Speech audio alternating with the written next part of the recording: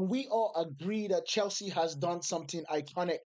They have done something iconic. Nobody gave them a chance to win this Club World Cup. Nobody gave them a chance to win the Club World Cup. Everybody looked at it as a situation that they could have actually been knocked out during the group stages. But guess what? Chelsea have absolutely won this, and in a very defining factor, in a very defining way. This is absolutely amazing. Let me actually like tell you about this situation. This situation right now makes Chelsea the best club in the world. You understand? Now I understand that it's not the best clubs that played in the Club World Cup, but for right now, they get the Club World Cup. They have the crest on their shirt when they're playing in the Champions League.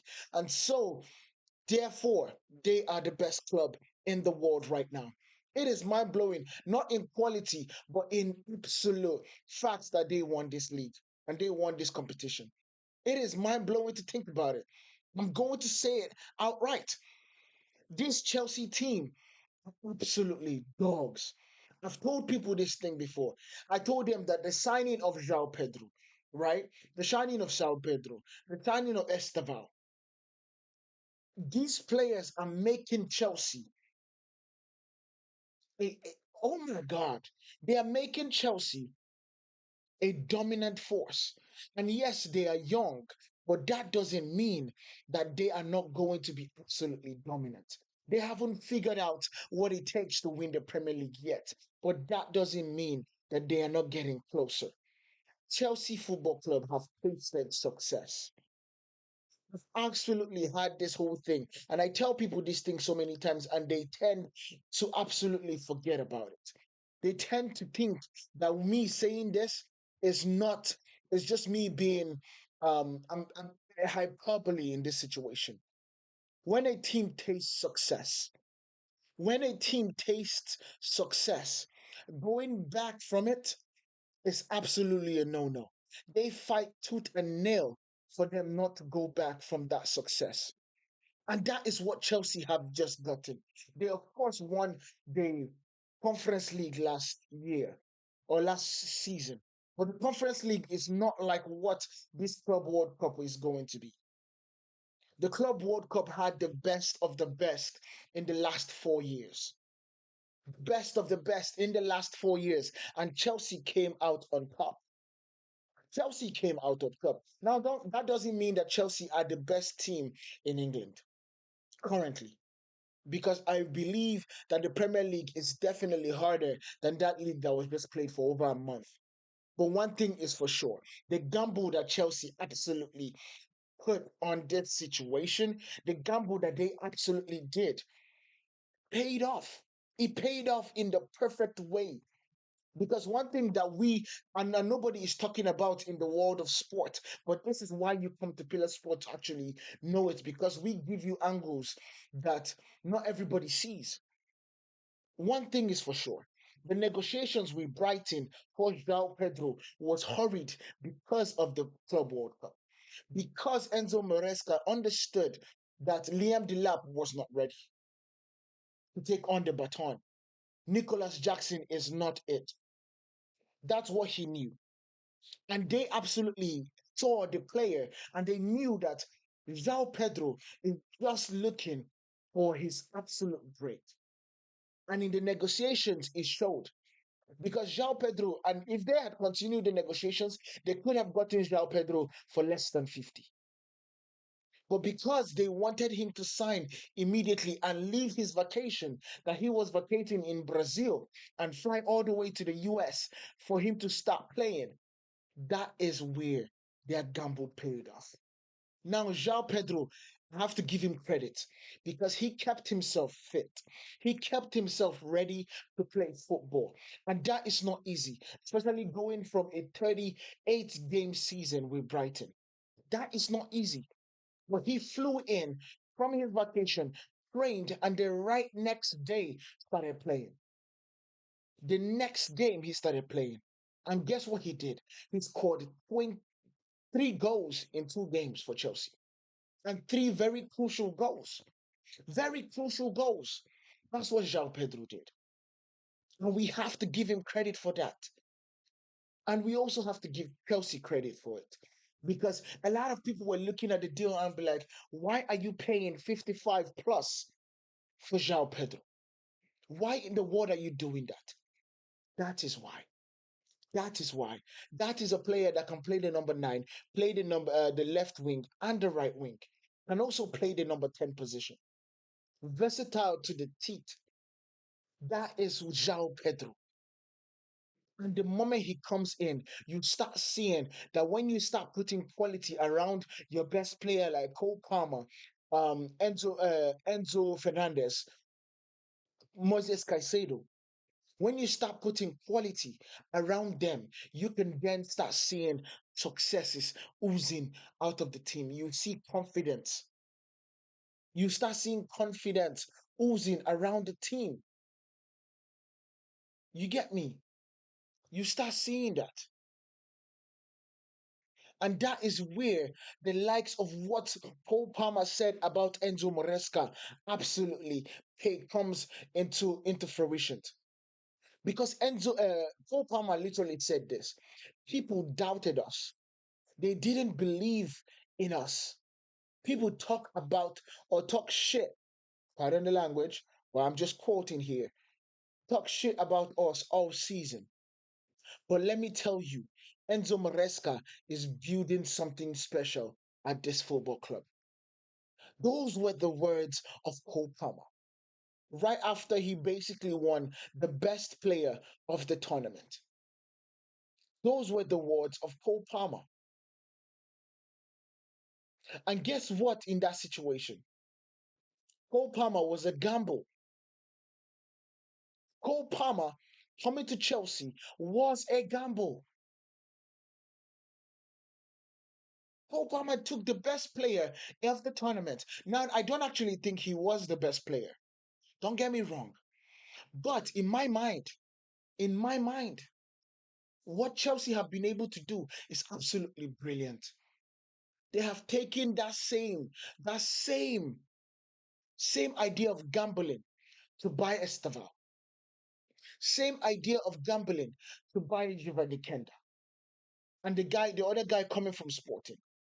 Same idea of gambling to get João Pedro. And João Pedro, just playing this competition, has already paid off the amount of money that Chelsea paid for him. That is how crazy this money was for this competition. Now, don't get me wrong. This competition, like what Enzo Maresca said in the situation that this competition is going to be bigger than the Champions League in the future. It, it has a validity to it, but I think it is going to be tough.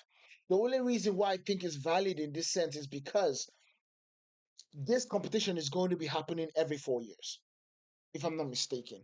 And in every 4 years, the best players and the best teams from that last 4 years is going to compete. It basically is the World Cup for clubs. That's basically it. It's the World Cup for clubs. Now, I do not get why the trophy is that way. I don't get who the designer is or why it was made that way. However, one thing I definitely understand is that it can be, it can be something as big as the World Cup. Because nobody can tell me in their right mind that club football is not better than international football. When you have the best players mixing with the best players from other clubs and from other countries, that is the best quality of football. And that is what the Club World Cup is going to be. That is what it is going to be. Enzo Maresca said it after the game. He says, on the Club World Cup, I told my players that this competition will become just as important or even more important than the Champions League in the future. And guess what? Chelsea have just picked up, they have just picked up the first trophy in this particular format for the Club World Cup. That alone, to me, is absolutely amazing for Chelsea. Nana basically glazed about Chelsea for the longest time. So let's get into the situation of Barcelona wanting Marcus Rashford.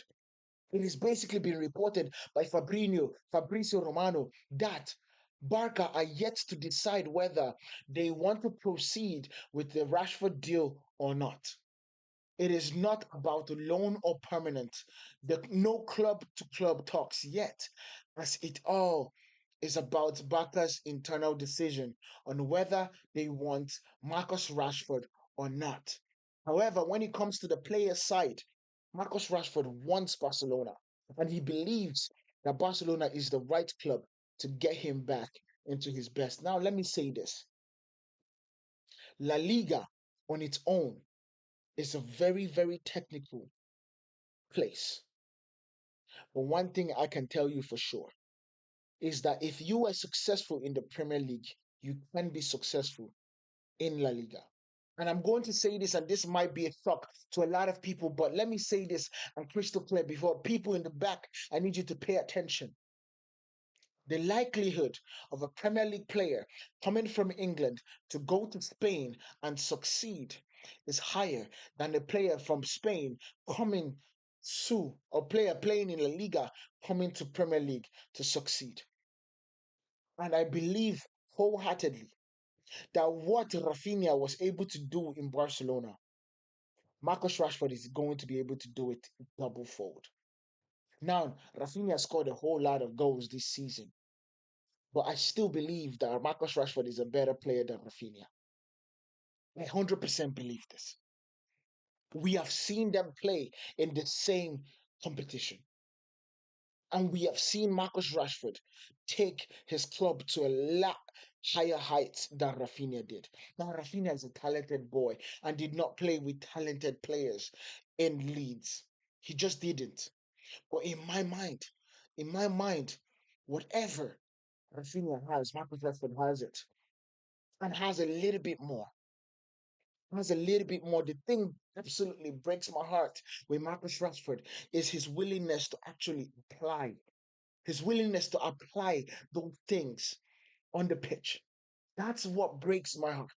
That's what hurts me when I watch Marcus Rashford walking on the pitch for Manchester United.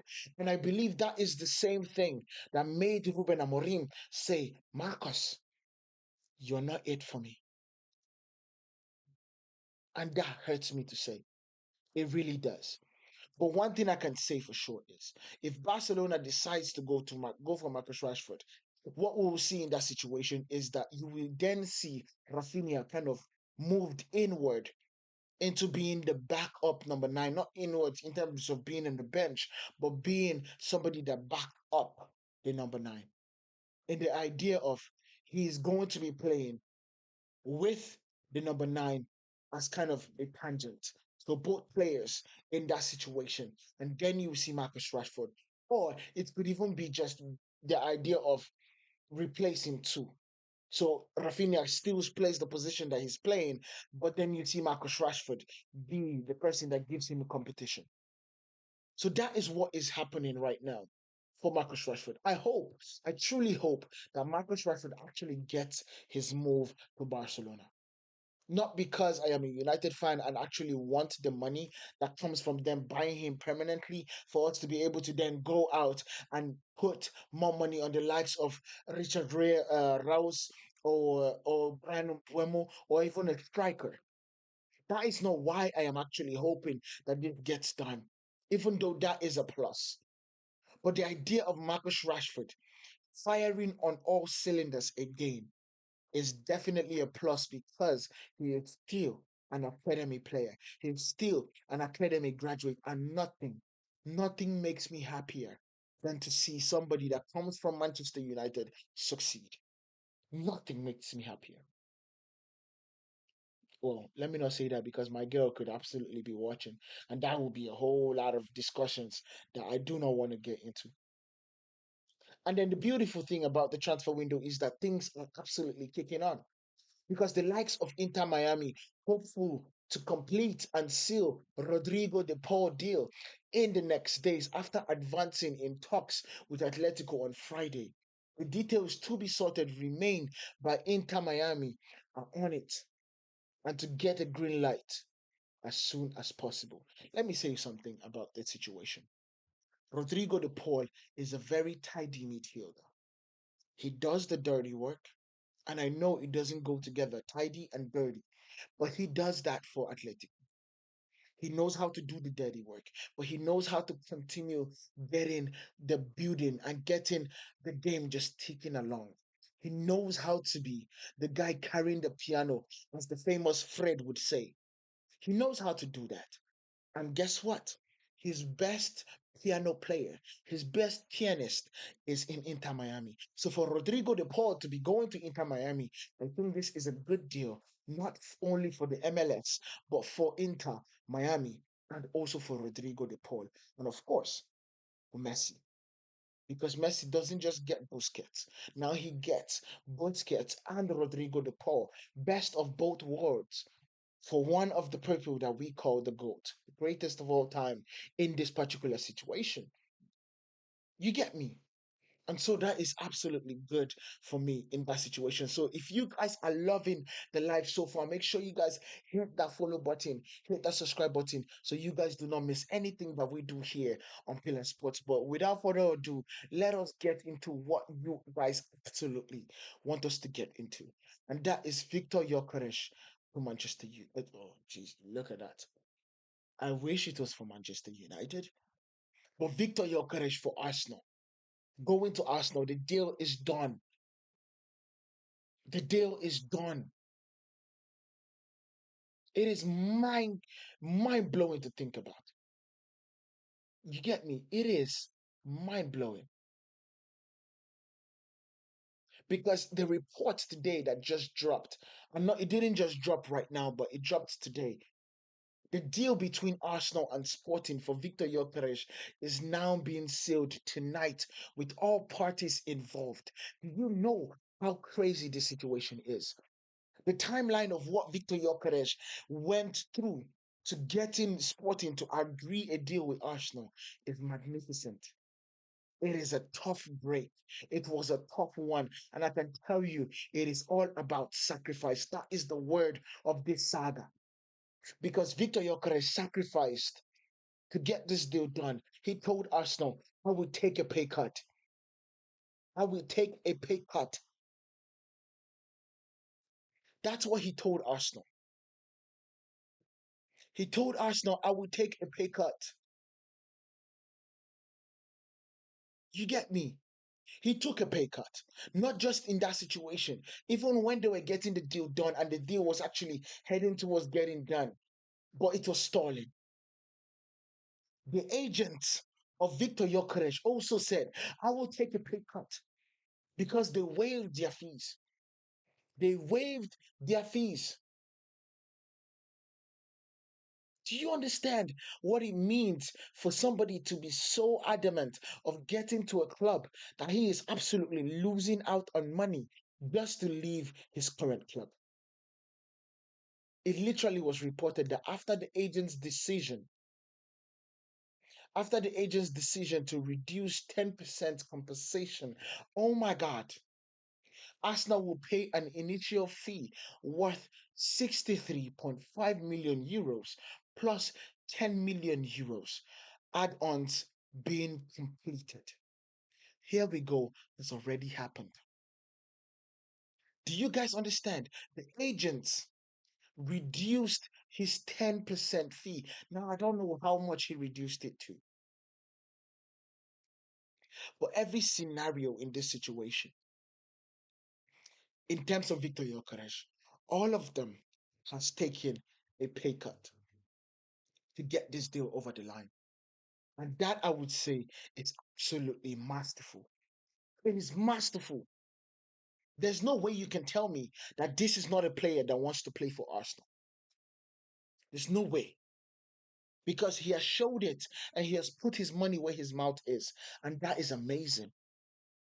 That is a player that Arsenal is getting, and that is a player that Manchester United missed on. Missed on. The player that wants to fight. The player that will put his mouth where his money is. Oh, that's another way around. But he put his money where his mouth is. And he has gotten it done. It is done. Viktor Gyokeres is a much. Oh, look, Viktor Gyokeres is an Arsenal player. While Manchester United are still dilly-dallying on getting our second signing, Arsenal have gone into the market and got four people done. Kepa done. And guess what? They did it in very, very fast ways. They went into Chelsea and says, "We want to give you the release clause for Kepa." And guess what? It was done within 24 to 48 hours. Norgard from Brighton. Is Brighton? No, Brentford. Captain of Brentford. They went in there and says, "I want this player to absolutely replace the player that we are losing in Thomas Partey." And it was done within 48 to 48 hours, or 48 to 72 hours. It was done. Deal done. I want you guys to, I'm saying this so you guys understand the effective nature of Arsenal moving once they decide that this is the player they want. They went into the market, got Noni Madueke within a week of negotiations, and Arsenal fans crying and literally signing petitions for this kid not to show up for Arsenal. It is mind blowing. I'm not even going to lie about that situation. Players and literally fans, not players, but fans signing petitions for Noni Madueke not to join Arsenal is mind blowing. How does he even go into Arsenal understanding that the fans that he's going to be playing for did not want him? Now he's not going to only make sure that the Chelsea fans rue the day they sold him to Arsenal, but now he also has to make Arsenal fans rue the day that they rooted against him. That is a tough feat to stand on when you're just joining a club. It's a tough feat to stand on. But guess what? Noni Madueke has everything in his name to make sure that this is a done deal. Madueke is going to absolutely make sure that these Arsenal fans that signed that deal or signed that petition are going to eat their words. That is what is going to happen from Noni Madueke, and I believe it. I don't know how Arsenal did not watch Noni Madueke at PSG, because I can tell you for a fact that Noni Madueke running down that right hand side is absolutely lethal. He is scary. This is a kid that has literally mounted his name or did his name or his style of play off one of the best to ever do it on the right hand side in Iron Robin. He's a left footer, understands where the goal is, has the pace, and now he's even getting the concentration in terms of his defensive duties. He's getting it right. Now Chelsea sold him because they are bringing in a lot more players. Kenda is coming in next year. Esteval is here. Pedro Neto, João Pedro. All these players are in here, and so they do not need him anymore, and he becomes surplus to requirements. But Arsenal fans going about the whole market and talking about Noni Madueke not joining them is absolutely ridiculous. But they got it done, though. They got it done. They got the deal done. And now they are literally getting the deal done for Gyokeres. They have four top class players that would not only increase their floor, but literally punch out the ceiling over their heads.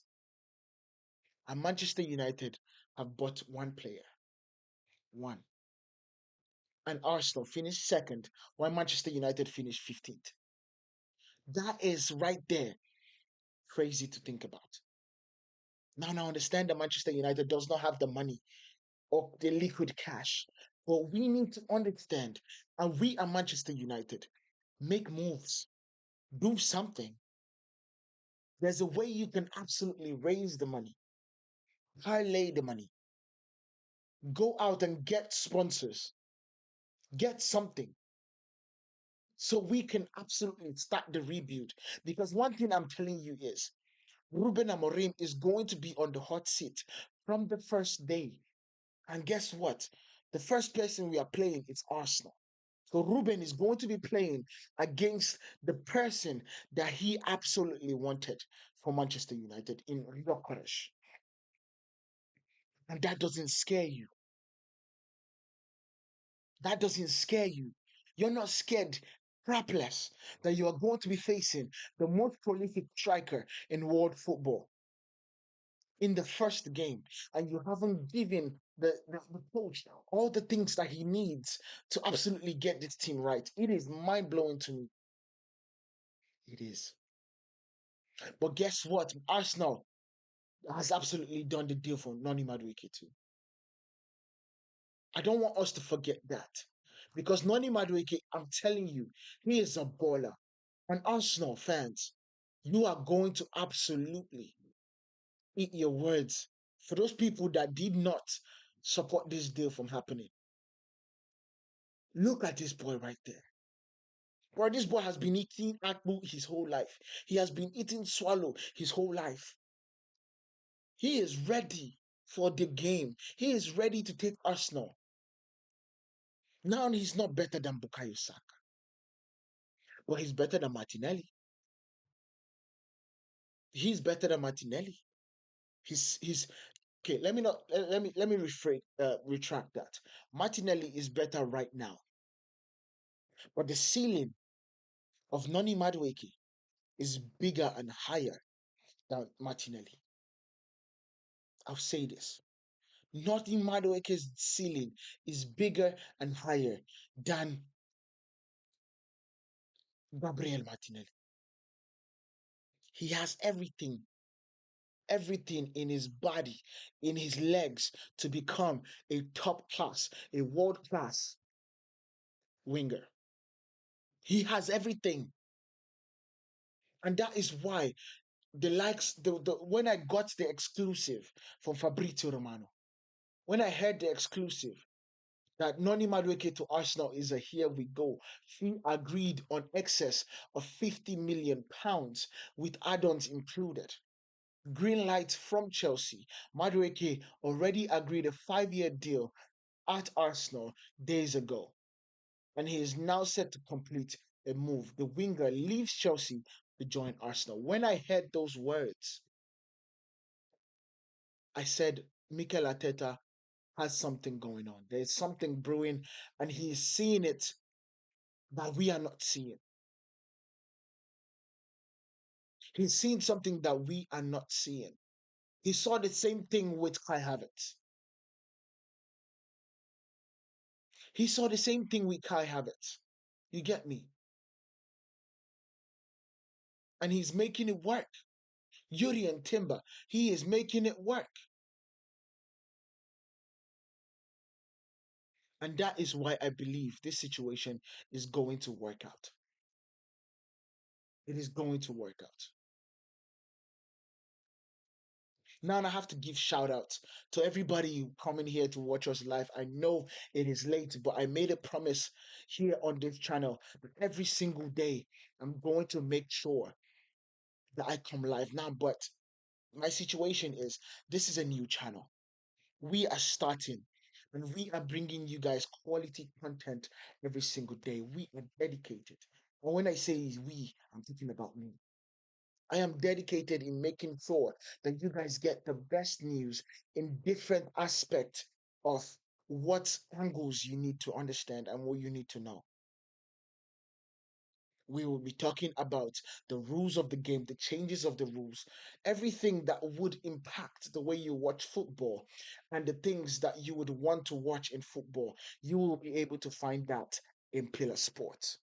And so do me a favor and hit that subscribe button. Do me a kind favor and hit that subscribe button because it does us a world of good. It does us a world of good. It truly does. One thing is that I am happy. I am happy for Chelsea. I'm happy for Cole Palmer. I'm happy for João Pedro because João Pedro came into Chelsea not 2 weeks ago and he has already gotten a title. This is a boy that was raised from Watford in the EFL. Watford gave him an opportunity and he took it. He took it with both arms. He took it with both arms. And I have to give him a shout out about that situation. By the way, guys, my blood brother is in the chat. Shout out to you, big dog. Shout out to you, dog.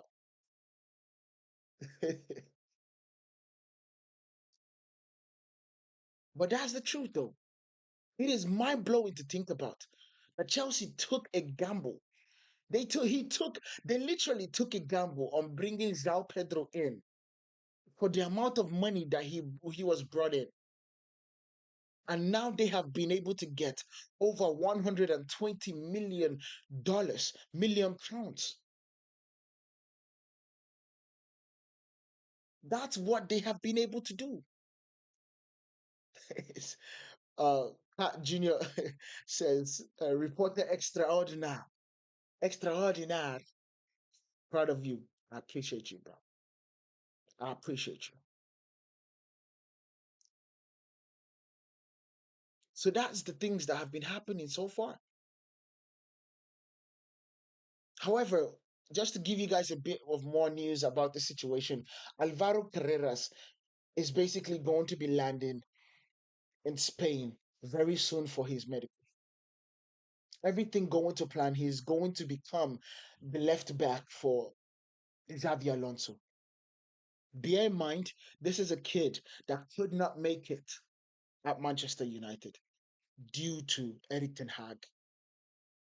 Erik Ten Hag did not believe that this kid was strong enough or big enough or physical enough to play for Manchester United, and he was sold. He was sold, but guess what? We were smart enough to actually put a buyback clause. We were smart enough to put a buyback clause, but we did not trigger it. We did not trigger it. Now, don't get me wrong. A lot of people on Twitter come out here and actually talk about, um, oh, why didn't Manchester United do the buyback clause, buy him back, and then sell him in the same transfer window to Real Madrid for more money? Now, this is the situation that people get it wrong because there are rules preventing that situation. There's a rule that literally states in the transfer window that a player cannot be bought and sold in the same transfer window. Now, you could be loaned, but you could not be bought and sold in the same transfer window. And that rule on its own is going to stop Manchester United from doing that. Plus the fact that Alvaro Carreras would actually have to agree to come back to Manchester United. So the buyback clause doesn't mean all of a sudden you pay the money and he comes right back. No, he has to agree. If he doesn't agree, the deal is not going to get done. But the fact that we let him go while we were dealing with Luke Shaw's injury, while we were dealing with Harel Malasia not playing football for 18 months, that time we did not even have Patrick Dogu yet or Diego Leon, who are going to be superstars in the making. But we allowed Alvaro Carreras, Alvaro Fernandez, that's the name that we knew him from the academy. We allowed him walk out for £5 million, if I'm not mistaken. Chicken change when it comes to the transfer window. Now, for layman, £5 million is stupid money. You give me that, and my family will never go broke again because, bro, I will double that money ASAP. But Manchester United let him walk. We let him walk. And that was the wrong thing for us to do at that point. It was the wrong thing to do. Get him out on loan and bring him back in if you must. But here he goes to Real Madrid. And as he goes to Real Madrid, he is going with everything that we have taught him and that he has learned in Benfica. And he's going to be a success because that wing back position that he's going to be playing for Real Madrid and for Xavi Alonso is exactly what he needs to be doing. He has everything it takes to go forward, and he has absolutely been proving that he has gotten everything he takes to also defend. Now it's going to be tough to break into the Madrid's team because you got Ferland Mendy over there. But this is the part. Ferland Mendy is always injured. And so he's going to get the opportunity that he needs to actually play. That's what is going to happen. He's going to get the opportunity. And if he can grab the opportunity with two hands, then Real Madrid have just gotten a star on their hands that Manchester United let slip out from the front door. He did not even hide to run away. He literally just walked away from the front door that Eric Ten Hag opened for him. Granit Xhaka have reached a verbal agreement in principle with Neom SC. The 32-year-old can earn about 10 million euros net per year. Fenerbahce has also entered the race in case a move to Saudi Arabia newcomers does not materialize. Neom SC has verbally informed Bayer Leverkusen that they want to sign Xhaka. A possible fee for around 6 million euros has been presented. No agreements between the clubs yet. New and potential decisive talks are expected on Monday. Granit Xhaka could be joining Neom FC. Not something that I would actually see. Not something that I would actually think because Granit Xhaka is still a baller. He's still somebody that does it in the best form and in the best league. He was the catalyst for Leverkusen doing the magical thing that he did that last season. And I believe he can still be the catalyst for another Premier League side, for another Italian league side. And that I truly believe. So shout out to Granit Xhaka because it's beautiful. Of course, one thing we will talk about is whenever there is a Dave Ornstein bomber, we have to cover it. We have to. Dave Ornstein has basically dropped the bomber and he said here straight up, he says in agreement in principle has been reached for Viktor Gyokeres move to Sporting Lisbon or from Sporting Lisbon to Arsenal. The deal is worth 63.5 million guaranteed plus a 10 million pounds or 10 million euros in add-ons. And the Sweden strikers representatives are waiving their fees to facilitate the 27-year-old making the move to Arsenal. I want you guys to understand this. And I've said it even in the start of the video, in the start of the live. Gyokeres and his people have sacrificed so much in getting this deal done that I believe he should be a cult hero the moment he walked through the gates of the Emirates. The moment. Whether he scores 20 or he scores 15 or not, the moment he walks through, just the absolute vim and the absolute vigor that he uses to actually get through and to get this deal done, the sacrifices that he did, because this guy should be demanding whatever he wants, especially when it comes to his salary. He should be demanding whatever he wants, but he literally took a pay cut. His agents that get 10% are literally waiving their fee. So the agent don't even make any money based on what we are hearing from Dave Ornstein. Waiving their fee. It is mind blowing. It is. Well, how about we talk about Cole Palmer before we end the live today? Cole Palmer, the coldest mother freaker on that pitch today. Cold. A brace in a final. A brace in a final. And that is what Pep Guardiola let go. We have to talk about it. There are so many talents that Pep Guardiola has let go because he feels he knows best. He feels there's no situation, there's no space for that type of player in his system. He feels that if you do not conform in playing his system, then you cannot play for Manchester City. They lost Cole Palmer. This is somebody that is better than Phil Foden. I guess we need to start saying it out loud, people. He is better than Phil Foden. But Phil Foden fits the system. Now, don't get me wrong, that system is working very well. But this is what Pep Guardiola did not see in the foresight, because what he did to go get the likes of Omar Mamouche and pay 75 million pounds for him to come from Eintracht Frankfurt, he had it already in Cole Palmer. He had somebody that could play with Erling Haaland in that position in Cole Palmer.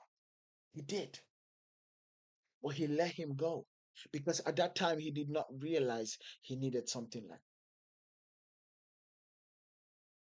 And is where that is where he's never going to be, in my mind anyway, better than Sir Alex.